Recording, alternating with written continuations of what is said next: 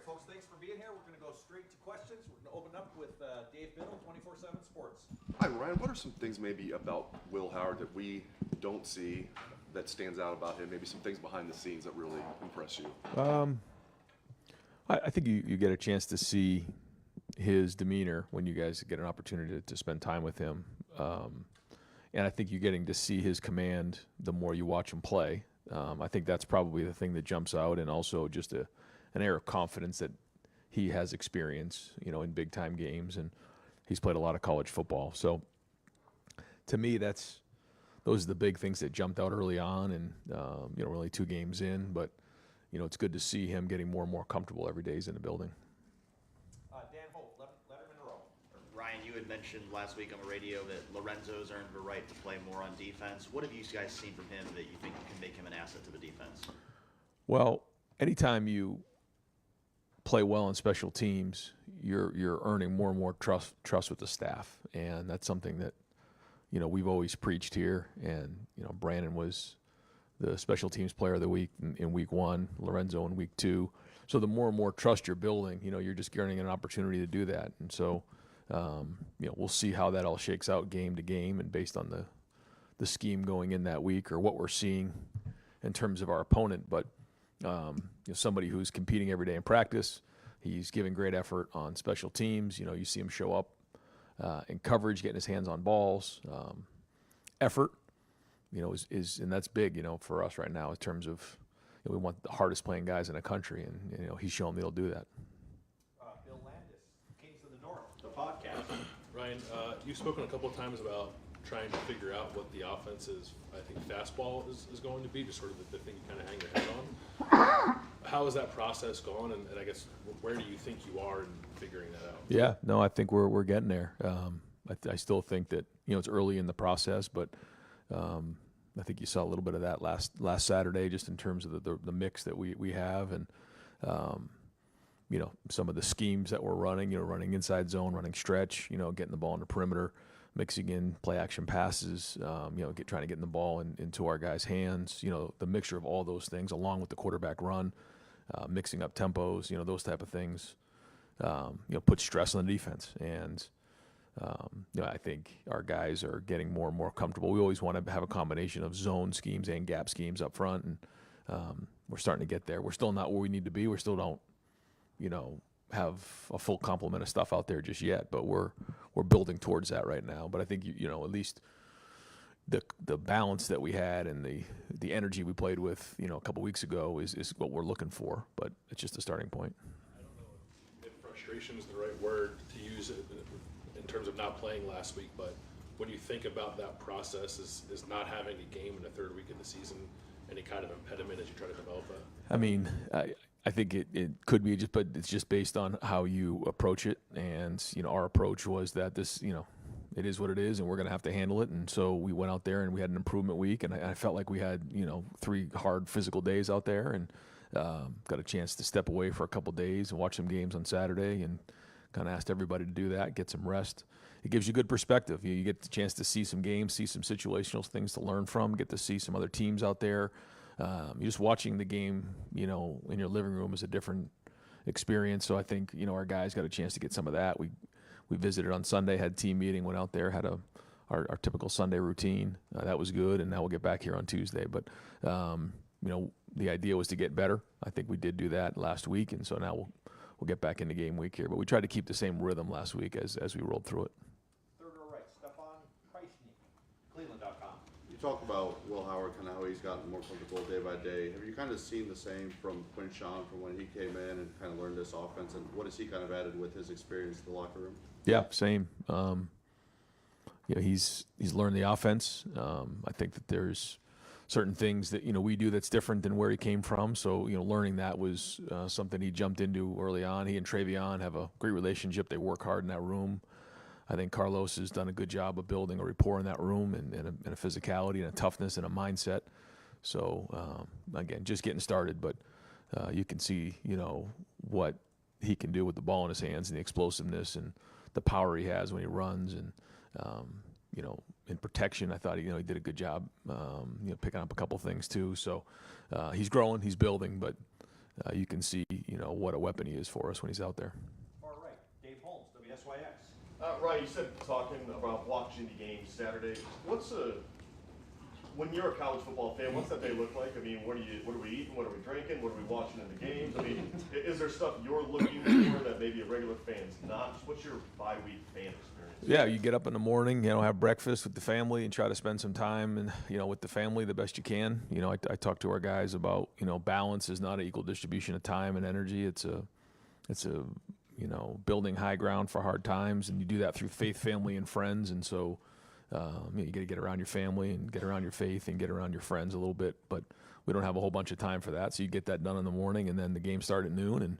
And we all just needed to get off our feet and rest a little bit and kick our feet up. But you watch the games, and now you get a chance to watch multiple games at once. I'm sure a lot of people do that now, and so you bounce from game to game, and you just watch. You watch the coaches, you watch the players, you watch the demeanor, you watch the body types, you watch the situations, you learn from it. It just gives you a great perspective as you don't find yourself in those situations very often, especially early in the season. So, it's something that I think our guys, had an opportunity to do, and we brought up some of those situations on Sunday.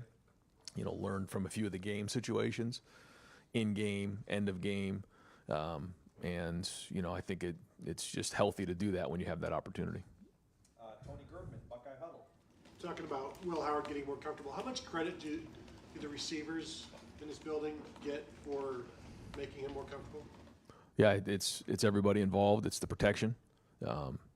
It's and that involves the tight ends, the running backs, but obviously the offensive line. That's a big part of it.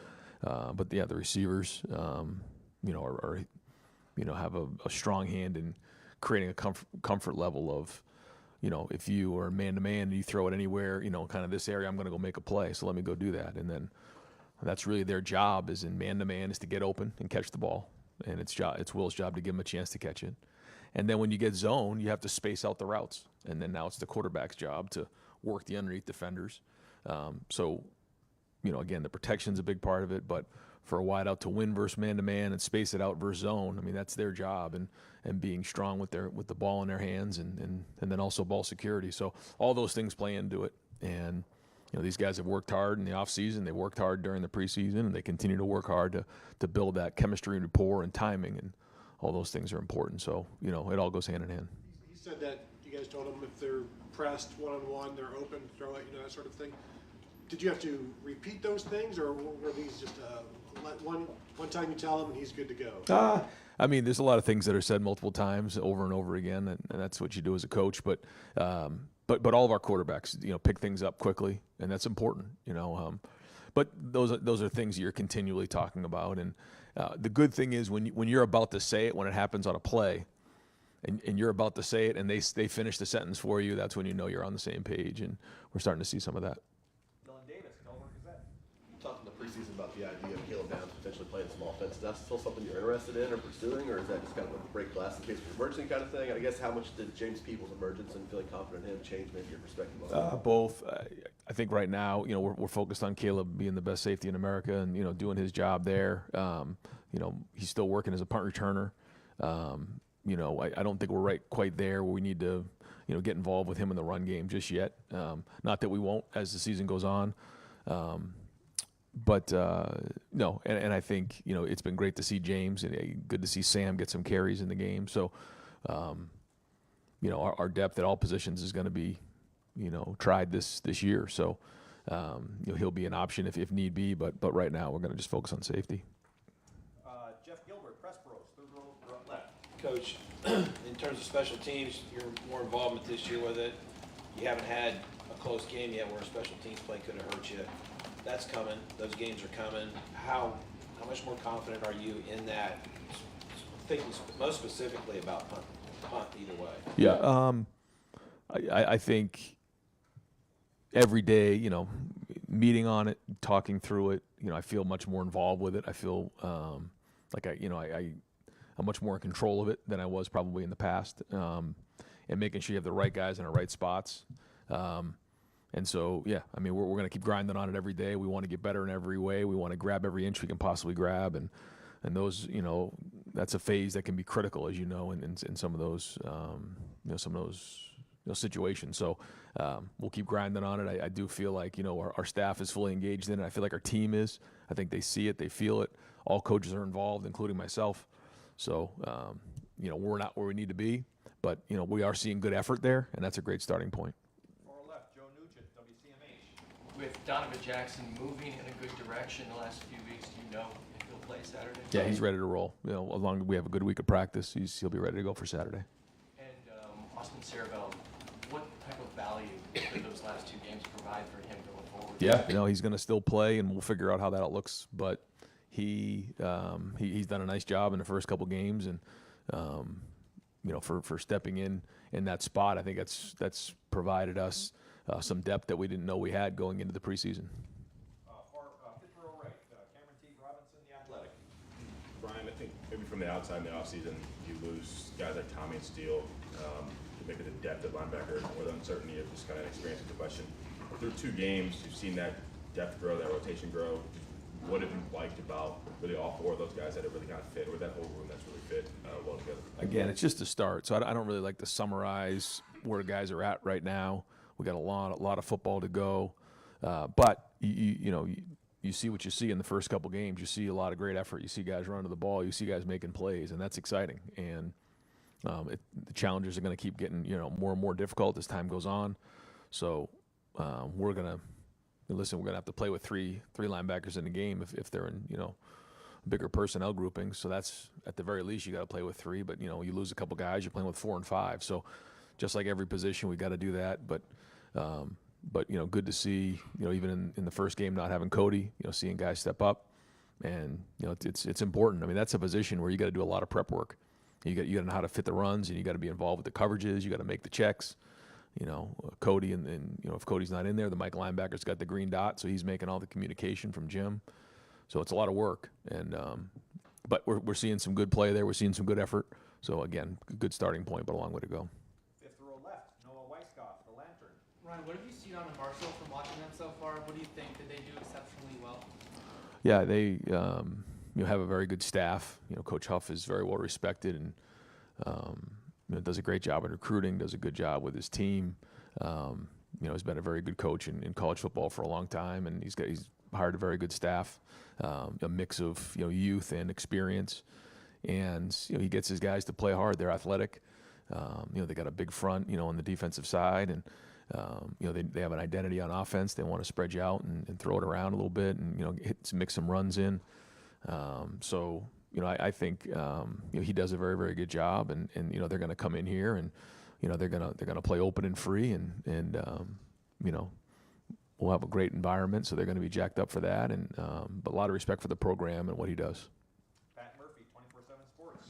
Ryan, you were talking earlier about showing guys some clips of things from over the weekend. How often do you guys do that, especially early in the season? Maybe when situations don't arise in your games, but you might see them crop up in other games. How often are you able to use other games? Periodically, coming off of a weekend where we don't play, it allows us more opportunity, and I can grab a couple of the coaches and say, hey, can we put some of this stuff together? I watched this. Can you put these clips together, and then we can go on it. When you have a little bit more time, that allows you to do that. When that happens, we'll do those things. Usually, coming off of a game, there's just so many things that we need to hit on coming off the game, watching the game film, that typically we're just going to focus on ourselves. But depending on what we have, coming off the game and what we have coming up the next week, we'll just make a determination. Only so many hours in the day. But when we can find these teachable moments, we try to do that just to bring awareness to everybody. And sometimes it's the coaches, sometimes it's the staff, just to make them think, what are we going to do in these types of situations? And then how are we going to respond? Joey Kaufman, Columbus Dispatch. Right. Statistically this year, Will's been really sort of the upper end of the spectrum in terms of being really efficient out of play action pass. I'm just wondering from your perspective, what's made him really effective in those type of situations? Well, I think it starts with the runs. When you're running the ball, now you have to be more aggressive. Safety's got to get lower. You got to put an extra guy in the box, which opens up things down the field. But I think the work we put in on the timing of some of those concepts, and the protection's been strong, like I've said, but it's timing those things up and marrying up the run game, with the play action pass as they go hand in hand, and then there's the RPOs, which are similar to that as well. But you're looking to always complement the runs with some sort of play action pass to put people in conflict. And, Chip's always done that. And, we've always done that here is, on just about every play, you want to put somebody in conflict, whether you're just turning the ball and handing the ball off. It's a safety or something, or maybe a linebacker with a play action pass, or you're reading somebody in the RPO world. And so putting guys in conflict is what we're looking for. So marrying those things up is important. But I think the timing has been good so far. But again, just a small sample size. Is it part of Chip's thing because he's done it in the past stop? Does it Will have the skill set for it as well? Yeah, I think all the above. I think everything is a big part of it. We got a lot of great minds in that room, and I think Will can see it well from his size. He can stand in that pocket and see over the line. I think that does have something to do with it. But it's everybody. It's the design, it's the protection, it's the routes, it's all the above. But ultimately, he has to deliver the ball. Stephen Means, Cleveland.com. You spent a lot of time in fall camp, just kind of in the nicest way, just calling out Jelani Thurman and needing to see more from him. And it feels like with G, Will, and him, you guys have just kind of rotated those guys, which has probably been a benefit than just playing Kate Stover as much as you did the last couple of years. What have you seen from him specifically over the first 2 games that let you know that he's headed in the right direction? I think it's his ability to be coached. We're coaching him really, really hard, and he just keeps playing the next play. He doesn't let the last play affect the next, whether it's a good play or a bad play, and just playing through that. And the more reps he's getting in the stadium, the better it is for him. So we want to continue to play through that. I think his attention to detail has been better. It's improved. I think his focus in meetings has improved. And so every day he puts, stacks these days, the better he's going to be. But, just even attention to detail when he's in the special teams meeting, he's focused, he's locked in, he's got questions, he's got answers. I mean, those are all the things you're looking for somebody who's trying to build trust with not only the coaches, but his teammates. And so if he can keep building on that and keep growing, again, I feel like the sky's the limit for him. And could Austin, if you needed it, play that Bison role that you've used over the last couple of years here? Is that, as a tight end depth, maybe not allowed you to not have to use that as much? Well, we do have more depth at tight end, but now with getting Donnie back, you would have that as an option if need be. So we'll, it hasn't really come up a bunch, but if we need that type of situation, now you have somebody that you trust that has earned the trust from guys around him by the way he's played in those first couple games. Deep left, Tim Hall, 97.1 defense. Ryan, did you see C.J. Stroud's sideline pass when he was getting ripped down this weekend, and what did you say to yourself when you saw that? No, I actually didn't see it. I did watch a few of the plays, and somebody had said to me, but he just made a sick throw, but I never caught it with my eyes. But I did text him after the game, and just proud of the way he's handled himself, the way he's endeared himself into that organization, the way he's built hope into that organization, and the way guys are rallying around him, the way he's playing. Just couldn't be prouder of the way he's going about his business on a day-to-day basis, and he's got a lot of people here pulling for him. Austin Ward, podcast. Right. I don't know if Donovan's situation is comparable at all to what Jackson went through 2 years ago. Maybe it's not, but either way, did that process that JSN went through change anything with the way you want to manage injuries when they're close, like Donovan maybe was a week and a half ago? Length of the season maybe playing into that as well. Like, do you think there's anything that's changed about managing the health of those situations when they're close right now? I mean, I rely on sports medicine when it comes to making these decisions, but you do use everything that you've learned in your experience to try to help be a part of the process, and you use all types of information to figure that out. And for Donovan came back for a reason. He wants some hardware, man. He wants to play. He didn't come back to just watch the game on the sidelines, but it took everything we had to kind of hold him back from that game. And he was available in an emergency role. I mean, he could have played, but all the information that we had got from our doctors in sports medicine led us to believe that unless he was really needed, it didn't make sense to put him on a pitch count, quote unquote, in that game, but to hold him if possible. And so we made that decision, which was not easy for him to hear or do, but we did. And I think we're all glad that we did at this point. So to answer your question, ultimately, like I defer to the doctors on this, but there is constant conversation. I am a part of all those conversations.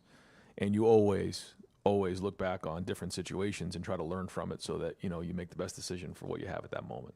I know it's 5 days away, so certainly the situation could change, but when you're reintegrating Donovan on Saturday with the preference be to ease it back in because he's missed 2 weeks of game reps, take as many as possible because you're going into a Big Ten game? Like, what's the decision-making process there? Yeah, we felt like if he had a full week going into or on the improvement week, we had like a full Tuesday, Wednesday, Thursday, and have a full week of practice this week, that he's full go and he's ready to go. Andy Backstrom, Letterman Row. Yeah, Ryan, the tight ends talked a lot about in the offseason being the toughest unit on the team. Was any part of that knowing that you guys would want to deploy those 13, 14 personnel looks this season? I think everybody is competing against each other, but there's also that competition sometimes between personnel groupings. You want to get on the field, and whether it's 10 or 11 or 13 or even 14, I mean, guys are fighting for opportunities to get in the game and play. Whether it's two backs in the game, I mean, there's pride in each unit to be able to do that. So, yeah, I think that, and it's a lot easier to do when you have more guys in a room, so that if you take an injury, you still can be in that grouping, where it's a little bit harder when you put a lot of work in, you invest in a grouping, and then one injury or something can happen, and then you're completely out of that grouping. And now you've spent a lot of time during the week on that, and that's a bad investment. So I think the depth of that room has allowed us to put a little more effort and emphasis in that group. Andy Anders, 11 Warriors. Yeah, I just kind of wanted, on the defensive tackle rotation, it seems pretty clear that Caden McDonald has emerged as that next nose guard. Who's kind of in the mix there at 3-tech? And some guys have kind of split some snaps there. It just hasn't been a clear number 2 that's equal. Yeah, I would say, like you said, inside, Hero's right there. K-Mac is right there as well. And then, we're really looking for the next couple guys to step up into that role. And I think Larry would tell you the same thing. There's a bunch of, candidates, but, that's something that I think that whole room is really pushing towards, and getting those guys to step up. You got Will, you got Taiwan, you got Jason Moore. I mean, there's some names in there of guys that we believe can do it. And so that's a challenge. We got to continue. This is all positions, but, we're looking for guys to step up in that room. Spencer Holbrook, Letterman Row. It's probably a good thing that you haven't had to deal with a lot of different defensive situations yet, because you guys have shut down the first 2 opponents who played. How important was it this first idle week to get some of those different situations for your defense? I know you guys haven't faced a red zone rep yet. Yeah, we work hard at red zone. Almost every day we're working in the red area. It's important.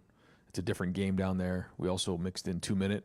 We had some 7-on-7 2-minute. We had some team 2-minute, because all those things are coming. And then at the end of the game 2-minute, and then second half or first half 2-minute. We haven't hit on that yet. We want to do a better job on that on offense, but also on defense. And then coming up and watching some of these games, even like the game that happened last night, there was a 2-minute there at the end, and just even the conversation that we had about, if we're in that situation, what do you do? And constantly talking about those types of things, and then trying to design them in practice so that we're ready when they happen, because as we all know, they're coming. Jeremy Birmingham, the podcast. Ryan, the last few years, no matter how hard you guys have tried, it seems like the quarterback recruiting has shifted towards the end of the cycle for a number of reasons. 25 maybe feels different, but how has the last 5-6 years of quarterback recruiting shifted your philosophy moving forward? And how much does the NIL conversation, especially the quarterback, almost require you to wait a little bit further in the process? Yeah, I think that, I can't mention anybody right now. So, yeah, I mean, I think that when you know, but we've also been in a situation where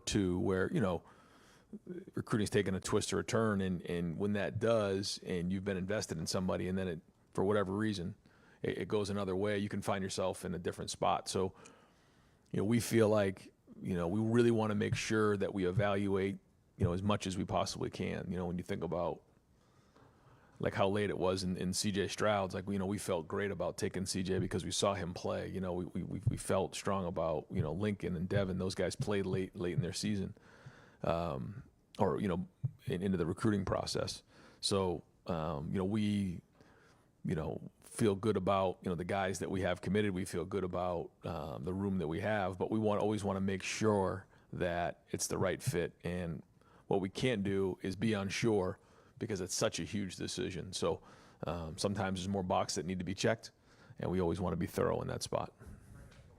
Going back to Saturday night, when you're watching other games, and do you see coaching decisions that make you scratch your head and say, man, if I get in that situation, we can't handle things that way? I'm thinking of one specific game. I'm not going to call out a coach who decided to punt when the game was on the line against the number one team in the country. But if I was going to do that, I would ask, like, do you have to put yourself in their shoes and say, what would you do? Yeah, 1,000%. Yeah. Every time it's the end of the half, every time it's a decision you made, every time it's the end of the game, you're putting yourself in that situation. And I'm actually saying it out loud sometimes. You know, my RJ and my wife, you know, they'll be like, you know, kind of talking to me about it because, you know, I just constantly say it, you know, and I'm just talking, okay, if this thing goes down to this, down in distance, you know, would we go for it right here? Or, you know, is this a timeout situation? What exactly is going on here?